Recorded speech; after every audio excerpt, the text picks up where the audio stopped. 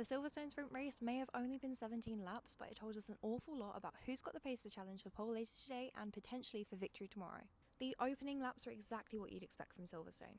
Lewis Hamilton made a brilliant start to lead into turn 1, Lando Norris immediately started making progress, while George Russell and Max Verstappen were locked in an incredible battle that produced some of the best overtaking of the race. But the real story was at the front. Hamilton looked completely in control during the opening phase, creating a comfortable lap while setting the fastest laps.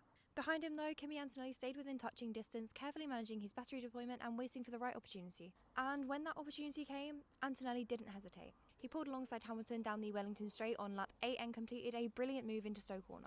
It was confident, committed, and looked like the move of a driver completely in control.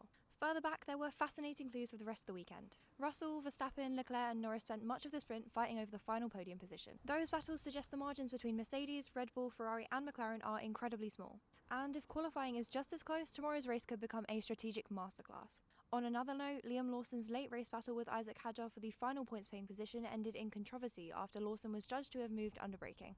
That incident could yet come under scrutiny from the stewards after the sprint, potentially changing the final points classification. There were also some warning signs for the front teams. Norris began struggling with front left tyre wear before being asked to save fuel, eventually making some of the slowest lap times of the leading group.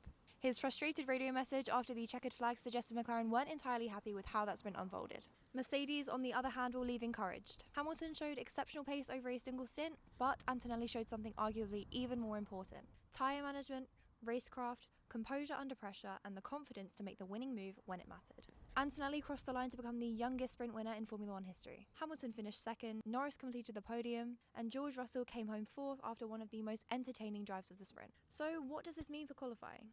Once again, Mercedes look like the team to beat. They've shown one-lap speed, strong race pace, and excellent tyre management around one of the fastest circuits on the calendar. But don't rule out Ferrari, Red Bull, or McLaren. The battles we saw today suggest just a few hundreds could separate the front rows. And if qualifying is that close, tomorrow's British Grand Prix has all the ingredients to become one of the best races of the season. Join me throughout the weekend for all the coverage.